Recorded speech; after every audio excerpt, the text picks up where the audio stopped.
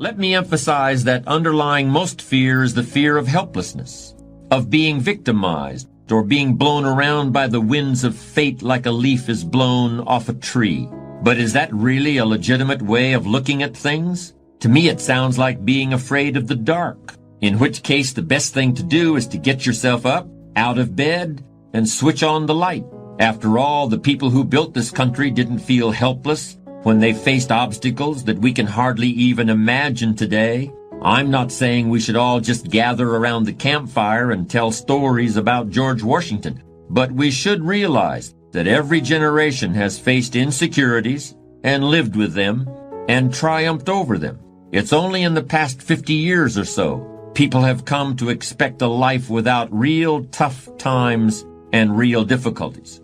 But adversity isn't something to fear, it's something to expect, something to prepare for, and something to overcome. The truly courageous person is not immune to fear, but it plays a different role in his or her life than it does for other people. If you're a courageous person, your fears aren't about what someone might do to you or something that might happen to you. Your fears are about not living up to your ideals, about reacting instead of acting, about not taking advantage of the opportunities that are always within reach. I want you to not see jets and houses and Ferraris and videos when you look at me. I want you to see who I really am. Here's who I really am. I'm the son of an alcoholic who's been sober a long time. I come from a wonderful, beautiful family, but a dysfunctional family, like some of you come from. I come from lower middle class upbringing. I'm an incredibly shy and insecure person naturally. I'm the type of guy that if I saw you from high school when we were at the mall, as much as I'd love to reconnect with you, to this day, I would duck into a store and hide so we don't have that interaction. Yet I speak in front of millions of people. I know what it's like not to believe in yourself. I know what it's like to have doubt. I know what it's like to be backstage hoping you like what I talk about today, even though I've given hundreds of speeches just like this. Not the same content, but the same thing. So I tell you, when I tell you that I have respect for you, that I admire what you're trying to do with your life, I mean that sincerely. I know what it's like to want to change your life's conditions. I know what it's like to want to win for your family. And I know what it's like to not be totally sure you're going to do it. And I know what it's like to fake you can't make it until you do. Let me explain to you. That's actually not a Mercedes. Let me explain something to you, okay, about what I did when I started to become an entrepreneur. I did pretty well in the beginning, and then I went broke. I did pretty well, and then I went broke. I was humbled many times. The Lord has a way of guys with big egos like me, of humbling us over and over and over again until we figure out we need Him in our life if we're going to win long term. And I'm not here to preach at you, I'm just telling you what my personal story is, okay? And so I got to the point, my wife and I were so broke, not only did I lose my first home, foreclosed on, I was 6 months married.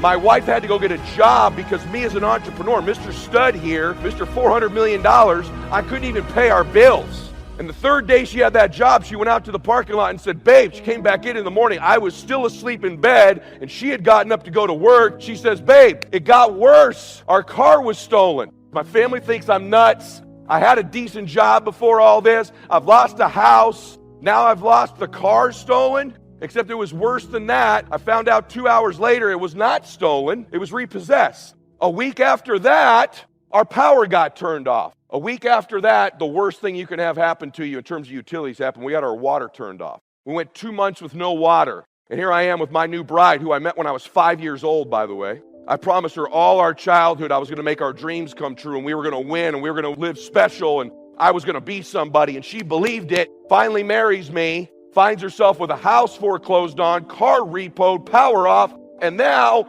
every morning we would get up because there was no running water. We couldn't cook, we couldn't shower or bathe.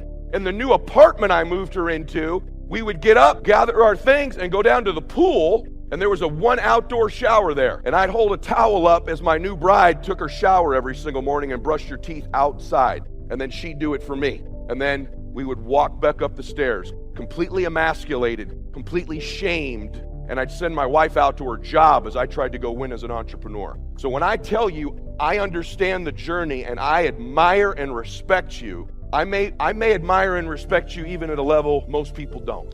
I know what it's like to fail. And then once I started to turn it around, I wanted to win so bad, I was going to fake it till I made it. And I had a team of agents that was working with me in my practice, and everyone's ripping on me for my bad car. And I read an article in the Penny Saver. You guys remember the Penny Saver? Does that still exist? I don't even know. In the Penny Saver, and it said, Kit Car Mercedes. Kit Car Mercedes. And as I read a little further, it said, want to turn your Chrysler LeBaron into a Mercedes-Benz? I got one, $5,500. And I drove down and I met this lady, and she had a car that was a Chrysler LeBaron where they stripped the frame off the car. And they Velcroed, listen to me, they Velcroed to the car the body of a Mercedes. You think I'm kidding? I'm going to prove it to you in a minute. They Velcroed it. Now, the really good shitty kit cars were at least welded together. Mine was put together with Velcro. I paid her the $5,000. I rolled that car up to the office to my guys. I'm like, hey guys, we're balling. We're all going to be wealthy. What do you think of my new Mercedes? 6 of them believed it. One of them who knew Mercedes is like, it looks a little longer, and why does it have a back seat? I'm like, well, I don't know if you've been reading. You have the little BS. It's an entrepreneur. I don't know if you've been reading, but Chrysler and Mercedes had just merged. This is the first hybrid car they've made. So the inside's a Chrysler, the outside's a Mercedes, but it's a Benz, man. My guy's like, oh, that sounds legit. Yeah, cool. The AC only blew out heat.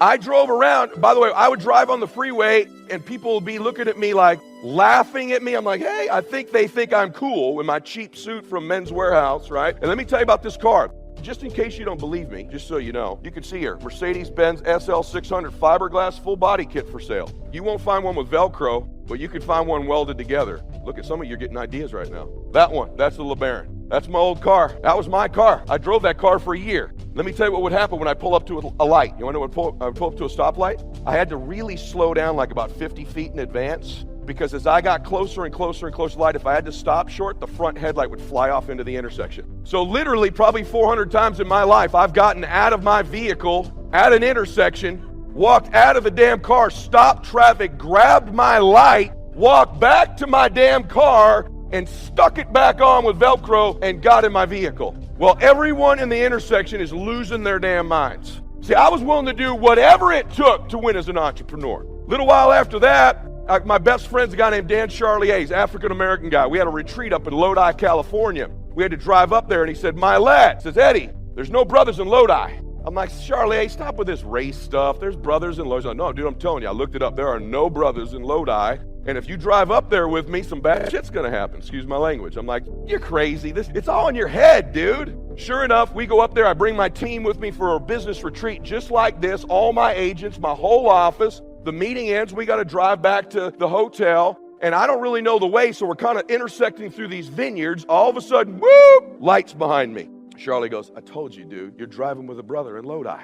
I'm like, you out of your mind, dude. We pull over. And the cop does not get out of the car for a few minutes. He's shining that light right in my car. Remember this, my whole team's parked behind me down the road watching what happens here. This is an entrepreneur's journey. We'll get into the stuff, but you need to know this. So he's shining the light. All of a sudden, another car comes up, another cop car. There's 4 cop cars now. Guns are drawn. He walks up to my new and goes, stick your hands out of the car. I'm like, what did I do? He goes, stick your hands out of the car. I'm like, sir, okay. He opens the door. I get back. I get handcuffed. Charlier gets in. Dude, I told you, brother in Lodi. And we go sit back in the back of this police car, me and him. And they won't tell me what the hell I'm doing back there, but I know my team's back there going, freaking Mylett, always grabbing his nose. He's probably a cokehead. I always knew it, you know. He's always intense. Veins are always sticking out of his head. Finally, the police officer leans in. I said, sir, can you tell me what I'm being arrested for? He goes, I think we both know. I'm like, no, we both don't know. He goes, that's a stolen vehicle. I'm like, stolen vehicle?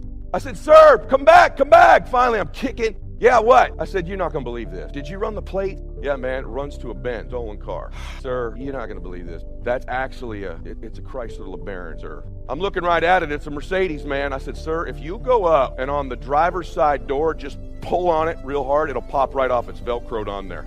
You imagine what is this a DUI now? I'm like, no, sir, I'm telling you, the car is Velcroed together. Sure enough, he gets the other guys and we're in the back seat. No one on my team, all of them still think it's a Mercedes. And he walks up to the car and he looks at it. They're all looking at each other and he pulls my door right off. He goes, ah! The cops are falling. Spins my door on the top of his hand. The cops are falling out. My whole team sees my car is now Velcroed together and we are eventually allowed back into the vehicle. I tell you that story because I know what it's like to fake it till you make it. Let me tell you the cool thing. I'm a closer, though. We got back to the hotel. There's a guy on my team named Rob Day. Rob goes, what the hell's up with the car? I go, look, dude, between me and you, it's one of these hybrid Mercedes things. You need to get one of these, dude. I'll sell it to you right now for what I'm into it. And he bought that car for me 2 days later. I relate to where you are. Some of you are too cool. You're like, well, I'm not like in that kind of a condition. Yes, you are. You're broke.